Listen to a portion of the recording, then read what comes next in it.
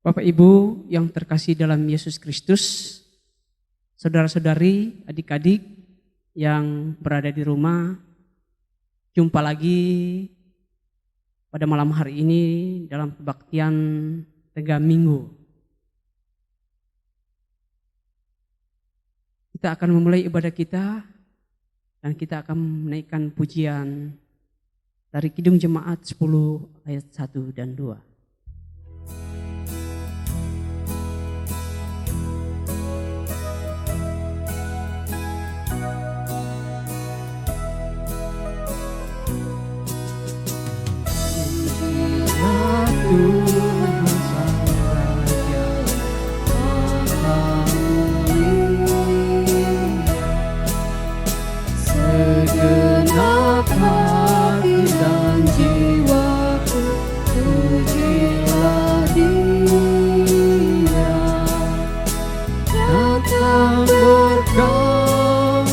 Berilah musikku bergang, angkatlah puji-pujian.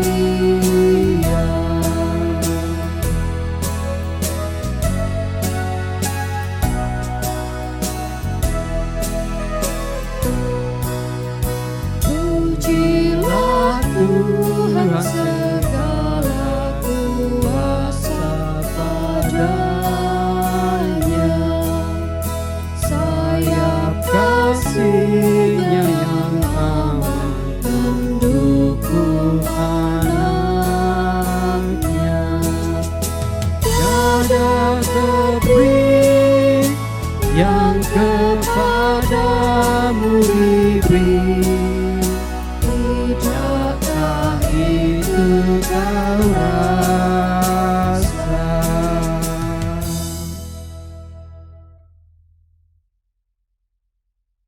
Bapak Ibu yang terkasih dan saudara-saudara yang terkasih dalam Yesus Kristus, kita akan masuk dalam panggilan beribadah secara bergantian.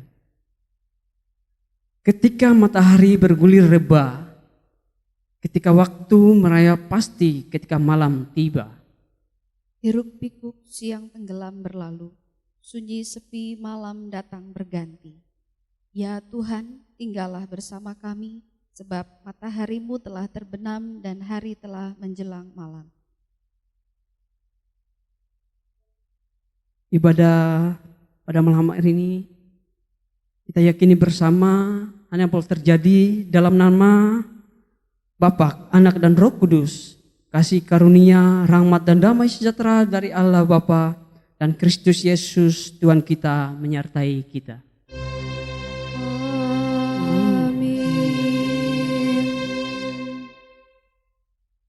Kita naikkan pujian Kidung Jemaat 415.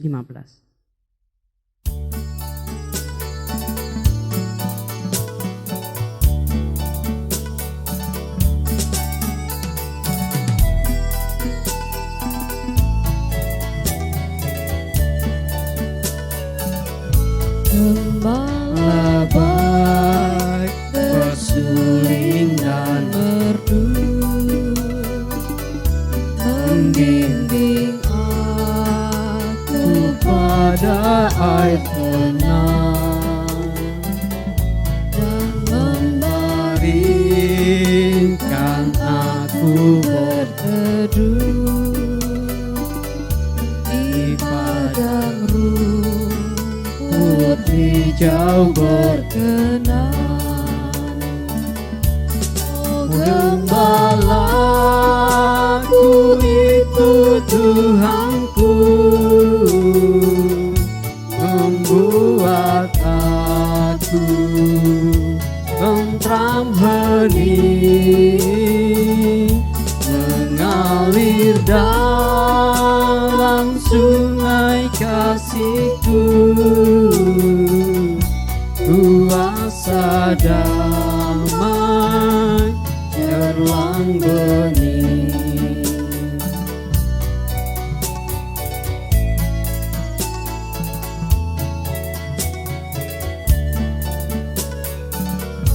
Di jalan maut kelam sekalipun,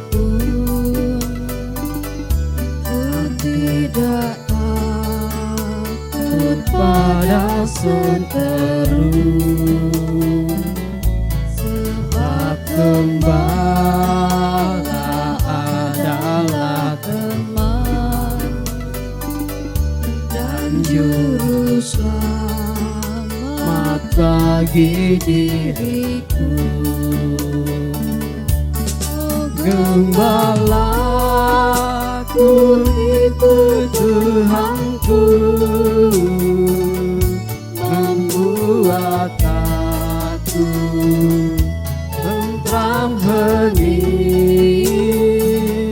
mengalir dalam sungai kasih-Ku, kuasa damai cerlang bening.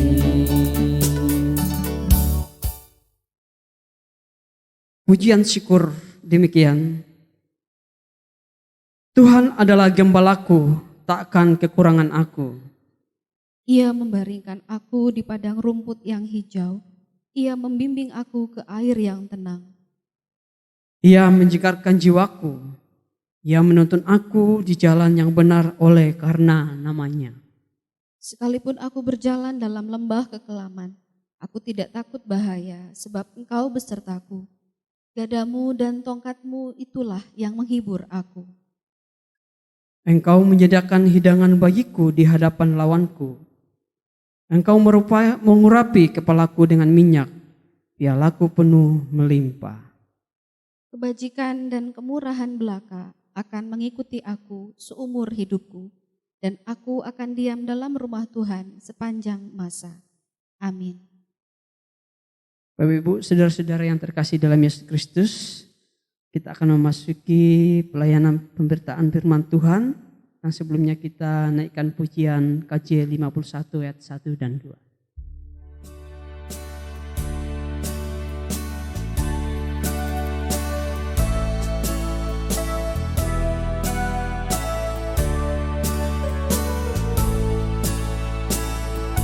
Kitab suci hartaku, tak bernilai hargamu,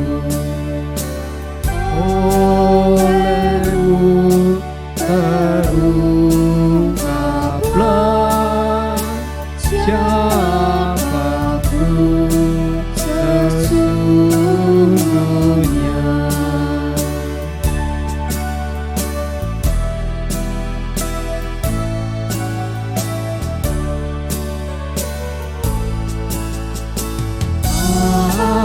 Alkitab membimbingku pada juru selamatku, dan membuatku sedar bila aku tak pernah.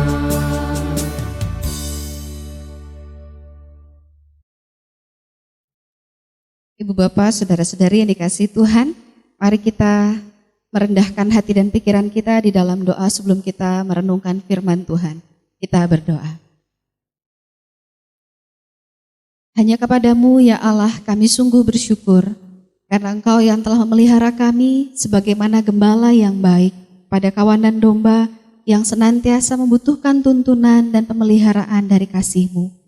Ini dalam persekutuan yang kami lakukan secara online. Kami percaya Engkau juga memelihara kami dengan apa yang kami perlukan, sehingga membuat kami sadar bahwa siapakah kami di hadapan-Mu hanyalah debu yang Kau angkat menjadi seorang anak yang sangat berharga.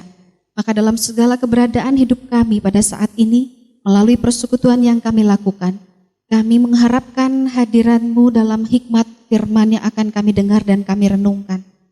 Kuasai hati dan pikiran kami dengan Roh-Mu yang kudus ya Allah, sehingga apa yang akan kami sambut adalah sesuatu yang membuat kami semakin sadar bahwa kami dikasihi untuk mengasihi Engkau dan sesama kami. Dalam nama Yesus Kristus, firman Allah yang hidup, kami memohon. Bersabdalah. Amin. Mari kita buka bersama firman Tuhan yang tertulis di dalam 1 Yohanes pasal 5, ayat yang pertama hingga ayat yang ke-6 yang akan kita renungkan. Surat Yohanes yang pertama atau 1 Yohanes pasal 5, ayat yang pertama sampai dengan ayat yang ke-6. Firman Tuhan akan saya bacakan demikian. Setiap orang yang percaya bahwa Yesus adalah Kristus lahir dari Allah. Dan setiap orang yang mengasihi Dia yang melahirkan, mengasihi juga Dia yang lahir daripadanya. Inilah tandanya bahwa kita mengasihi anak-anak Allah, yaitu apabila kita mengasihi Allah serta melakukan perintah-perintahnya. Sebab inilah kasih kepada Allah, yaitu bahwa kita menuruti perintah-perintahnya. Perintah-perintahnya itu tidak berat, sebab semua yang lahir dari Allah mengalahkan dunia. Dan inilah kemenangan yang mengalahkan dunia, iman kita. Siapakah yang mengalahkan dunia selain daripada dia yang percaya bahwa Yesus adalah anak Allah? Inilah dia yang telah datang dengan air dan darah, yaitu Yesus Kristus. Bukan saja dengan air, tetapi dengan air dan dengan darah. Dan rohlah yang memberi kesaksian karena roh adalah kebenaran. Demikian firman Tuhan. Bapak yang dikasihi Tuhan Yesus Kristus yang telah memberikan kepada kita satu keteladanan yang begitu baik untuk kita menjadi anak-anak Allah.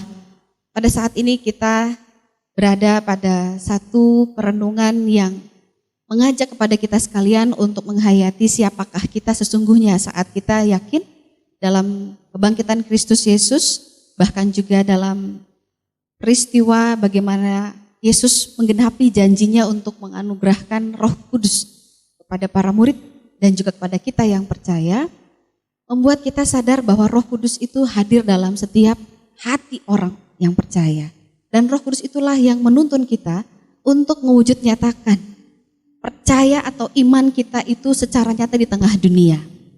Kalau bicara tentang iman, banyak perjuangan orang-orang percaya yang di dalam iman Kristianinya sebagai pengikut Kristus melakukan dan memperjuangkan berbagai hal yang dianggap itu sangat berkenan di hadapan Allah. Dan banyak sekali wujud perjuangan itu. Entah dimulai dari hidup saleh, melalui rajin beribadah, bersekutu, membaca Alkitab, berdoa pagi, siang, sore, malam, maupun juga perjuangan-perjuangan yang diwujudkan dalam satu tindakan yang nyata. Entah itu di lingkungan pekerjaan, ataupun bahkan dalam kehidupan sehari-hari bersama dengan keluarga. Dan mungkin ragam perjuangan yang lainnya untuk mewujud nyatakan bahwa kita ini hidup sebagai seorang pengikut Kristus di dalam iman kepada Yesus Kristus.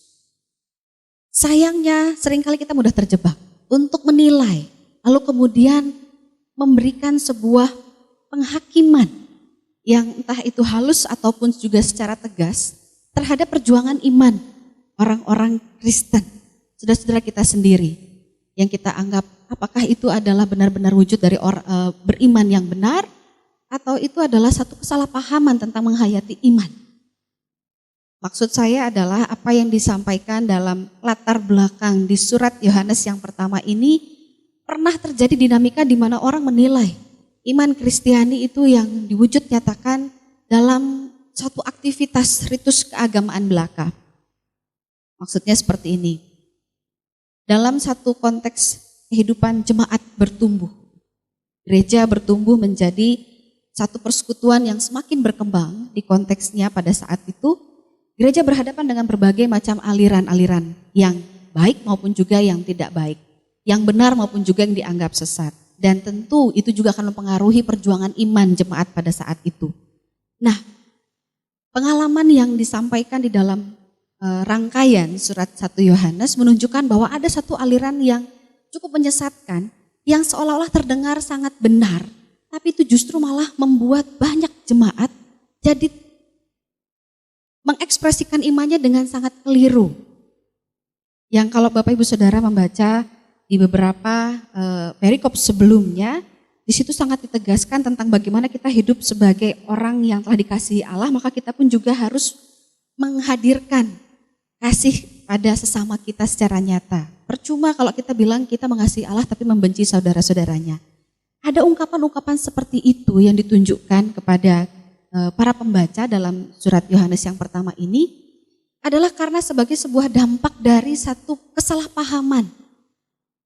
Orang-orang Kristen zaman dulu dalam perkembangan jemaat mula-mula yang menganggap bahwa ketika kita beriman sebagai seorang Kristen, maka seharusnya kita menunjukkan kesalehan-kesalehan yang bersifat rohani.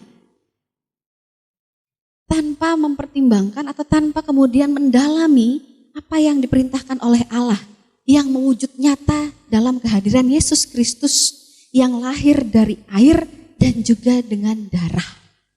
Secara spesifik di ayat yang ke-6. Dan bahkan juga telah mengalahkan dunia, itu dipahami seolah-olah dunia itu adalah musuh besar Allah. Tapi kita tidak menyadari bahwa Yesus yang datang dari Allah itu hadir di tengah-tengah dunia sebagai manusia. Sehingga ada satu aliran yang disebut dengan doketisme yang mengajarkan kepada jemaat, yang menantang hidup jemaat agar hidup beriman tanpa harus melewati Yesus sebagai manusia, tanpa harus menjadikan diri terlibat dalam sebuah persekutuan tengah kehidupan jemaat. Langsung saja tujukan iman percayamu itu dalam wujud rohani kepada Allah.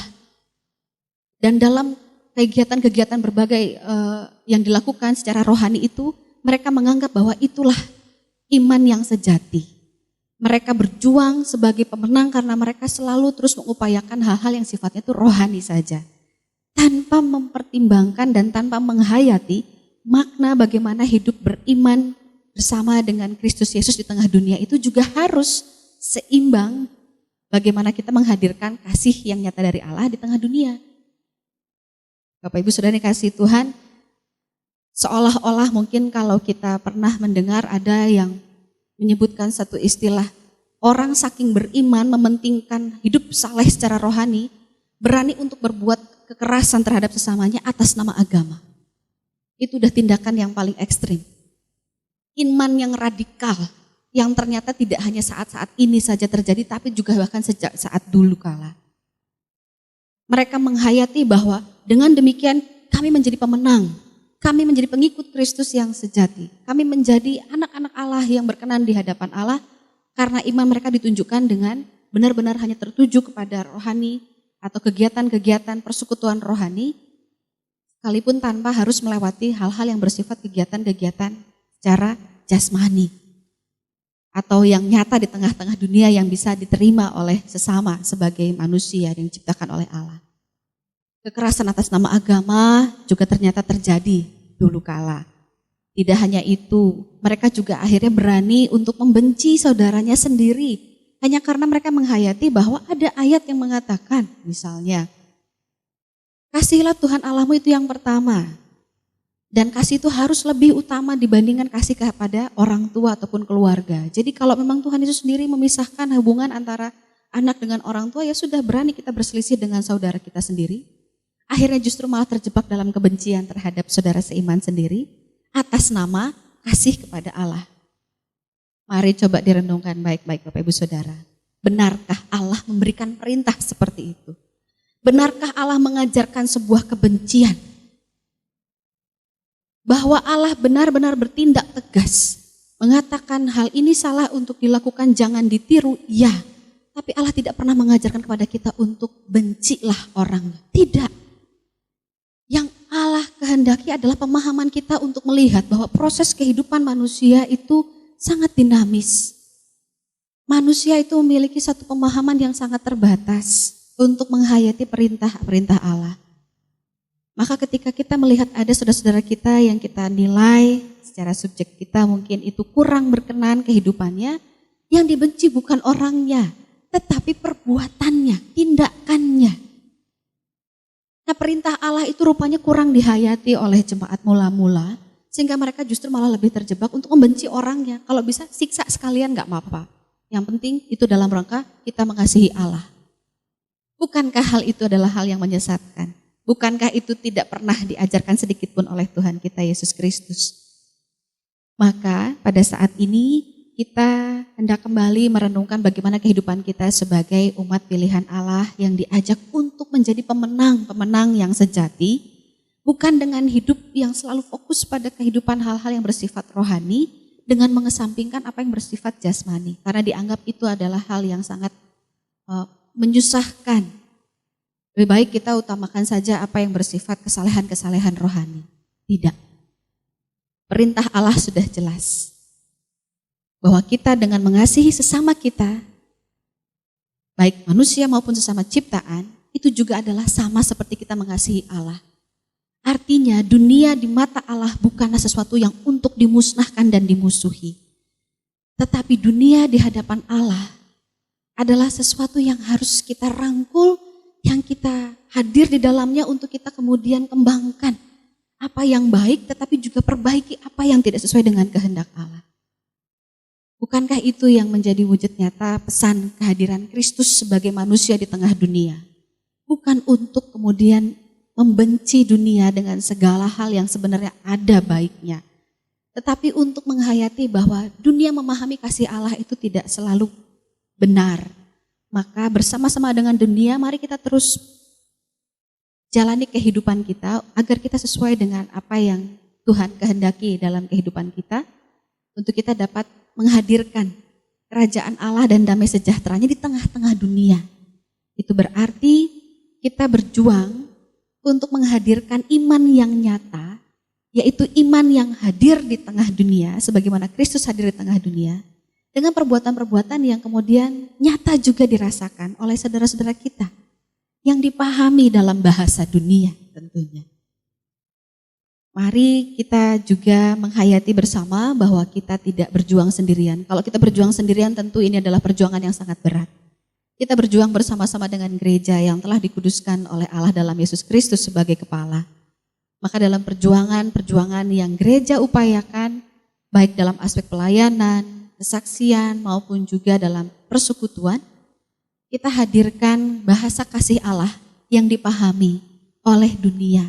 Dan dengan demikian dunia ini benar-benar hadir berkenan sebagaimana diciptakannya untuk menjadi kebaikan di hadapan Allah. Kiranya apa yang kita boleh dapatkan pada saat ini menghadirkan satu semangat bersama, motivasi kita untuk kita dapat melayani dan menghadirkan Kristus yang sebagai manusia juga hadir dalam kehidupan kita pribadi lepas pribadi. Roh Kudus menyertai dan menolong kita semua untuk menjadi pemenang dalam hal mengasihi sesama kita. Amin. Bapak Ibu yang terkasih dalam Yesus Kristus, kembali kita akan menyatakan syukur kita kepada Tuhan melalui persembahan yang akan kita kumpulkan bersama. Dan firman Tuhan yang membimbing kita dalam kebaktian pada malam hari ini terambil dari 2 Korintus 9 ayat 7. Firman Tuhan demikian. Hendaklah masing-masing memberikan menurut kerelaan hatinya, jangan dengan sedih hati atau karena paksaan. Sebab Allah mengasihi orang yang memberi dengan sukacita. Persembahan kita kumpulkan, kita iringi NKB 199.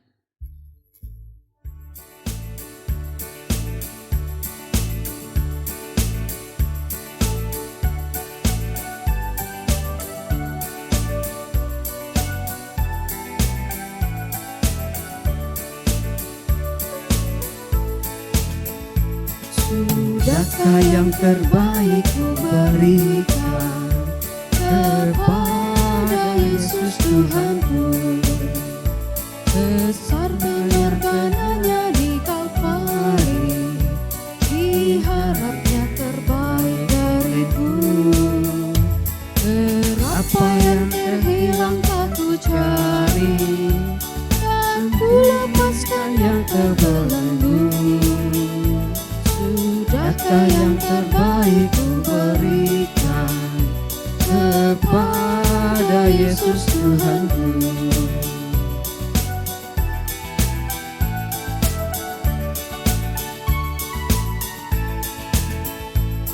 Begitu banyak waktu yang terluang, sedikit ku beri baginya.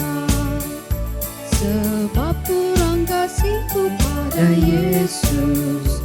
Mungkinkah hancur pula hatinya? Berapa yang terhilang tak ku cari, dan ku lepaskan yang terbelenggu. Sudahkah yang terbaik ku berikan kepada Yesus Tuhanku? Mari kembali kita satukan hati kita di dalam doa syukur dan juga kita bersyafaat. Mari kita berdoa. Ya Allah yang menjadi sumber cinta kasih, yang menghidupkan dan menghadirkan kami di tengah-tengah dunia ini. Kembali ya Tuhan, kami bersyukur atas hikmat firman-Mu yang telah mengingatkan kami semua bahwa kami dengan segala keberadaan kami yang berasal dari kasih-Mu, sudah sepantasnya kami mewujud nyatakan jati diri kami sebagai anak-anak kasih yang juga harus menghadirkan kasih itu secara nyata di tengah kehidupan kami sebagai manusia di dunia ini. Kami belajar bagaimana perjuangan jemaat mula-mula tidak mudah karena berhadapan dengan satu perjuangan orang-orang yang sangat berputus asa ketika melihat bahwa dunia dengan segala apa yang ada di dalamnya sangat berupaya untuk menyesatkan kehidupan mereka sebagai orang-orang percaya. Dan kami tidak ingin terjebak pada satu sikap kesalehan rohani yang murni tanpa kemudian kami memperhitungkan bahwa Engkau Allah telah hadir di dalam Yesus sebagai manusia, telah hadir juga dalam persekutuan kasih dan bahkan dalam berbagai hal-hal yang telah Kau nyatakan di tengah-tengah dunia ini untuk menjadi keteladanan bagi kami dan untuk menjadi satu pengertian bagi kami bahwa iman yang sejati, iman yang benar adalah bertumpu pada satu penjelmaan Yesus Kristus sebagai manusia yang hadir dan datang di dalam daging. Itu berarti kami telah Tuhan panggil juga untuk menjadi satu wujud nyata kasih yang diterjemahkan dalam berbagai hal yang diterima oleh kehidupan sesama kami. Maka dengan hidup mengasihi itulah yang kami percaya kami memberlakukan apa yang telah Tuhan perintahkan. Ajarlah kami semua juga untuk mewujud nyatakan kasih secara nyata di tengah segala pergumulan-pergumulan kami sebagai gereja. Baik kami yang dalam pergumulan untuk memperjuangkan kesehatan jasmani, kami yang berada dalam suatu pergumulan bersama dengan keluarga kami, menghadapi di tengah pekerjaan maupun juga yang mencari pekerjaan. Pergumulan di dalam kami beribadah di situasi pandemi, bahkan juga pergumulan kami untuk menghadirkan sebuah karya yang nyata. Kemitraan kami bersama dengan masyarakat dan para pemimpin masyarakat yang menghadirkan damai sejahtera di tengah kehidupan bersama sebagai umat manusia. Nyatakanlah kuasa kasih-Mu Tuhan, agar kami juga mengerti bagaimana kami hadir tidak melulu untuk memikirkan dan terus memperjuangkan apa yang kami perlukan, melainkan untuk menghadirkan apa yang Tuhan perintahkan. Yang secara nyata kami percaya akan menghadirkan juga damai sejahtera itu pada setiap orang yang juga masih meragukan percaya mereka atau iman mereka kepada Kristus Sang Juru Selamat. Dan pada saat itu Tuhan, kami bersama-sama sebagai persekutuan juga hendak memohon kehadirat-Mu agar kiranya kami bersatu hati bersama dengan saudara-saudara kami yang telah berjuang untuk menghadirkan kedamaian melalui ibadah puasa di bulan Ramadan yang kemudian pada saat ini juga akan mempersiapkan satu pesta hari raya bagi mereka yang menunaikan ibadah dan juga mempersiapkan hari raya keagamaan mereka. Tuhan nyatakan agar kasih yang kami rasakan di dalam Yesus Kristus pun memampukan kami untuk bersama-sama menghadirkan damai sejahtera itu dalam kehidupan yang penuh dengan toleransi, dalam hidup bermasyarakat yang penuh dengan kasih dan pengampunan. Dan biarlah kiranya itu jugalah yang membuat kami yakin bahwa kami benar-benar hidup sebagai anak-anak Allah dan lahir dari kasih yang juga nyata dalam kasih di tengah kehidupan kami sebagai sesama manusia. Pada kesempatan saat ini kami juga memohon agar kiranya pertolongan kuasa Roh-Mu yang kudus memberikan kepada kami juga satu rasa syukur yang terus berlimpah dari hati kami yang terdalam. Oleh karena Engkau dengan penuh kesetiaan senantiasa menebarkan kasih dan memberikan pada kami pengharapan untuk kami dapat menghadirkan diri sebagai gereja yang berkenan di hadapan sesama dan bahkan berkenan juga di hadapan Engkau. Maka dengan ungkapan syukur sederhana yang akan kami wujud nyatakan dalam persembahan yang kami himpun melalui gereja, kiranya Tuhan boleh kuduskan terlebih dahulu hati dan pikiran kami, agar seluruh keberadaan hidup kami itulah yang menjadi persembahan yang berkenan di hadapan Tuhan, yang kudus dan sejati. Inilah pengharapan dan rasa syukur kami ya Tuhan yang kami serahkan di dalam Yesus Kristus, Tuhan dan Juru Selamat kami yang hidup. Yang di dalam nama itu kami juga hendak bersatu hati berdoa sebagaimana yang telah diajarkannya kepada kami. Bapa kami di dalam sorga, dikuduskanlah namamu, datanglah kerajaanmu, jadilah kehendakmu di bumi seperti di sorga. Berikanlah kami pada hari ini makanan kami yang secukupnya, dan ampunilah kami akan kesalahan kami, seperti kami juga mengampuni orang yang bersalah kepada kami.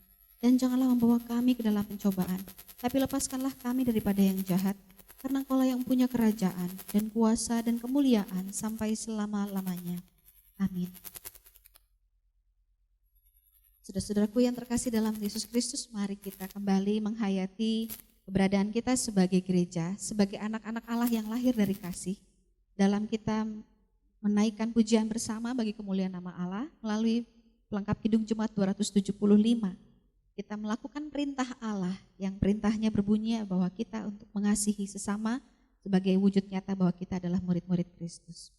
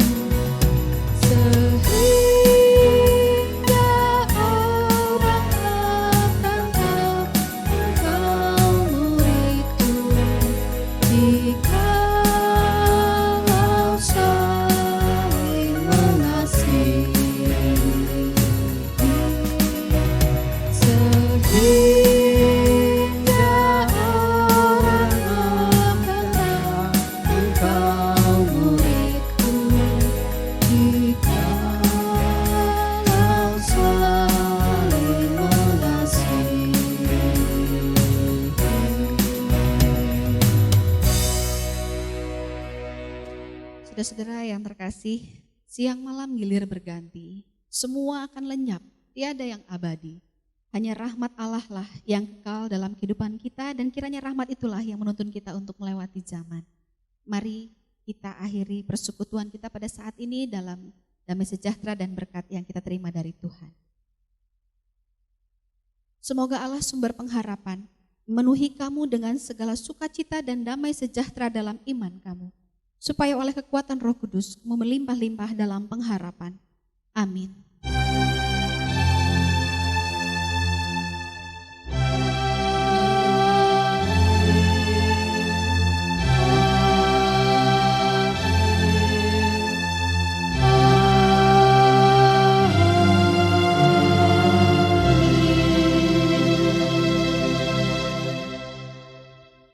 Sampai bertemu lagi, Tuhan memberkati.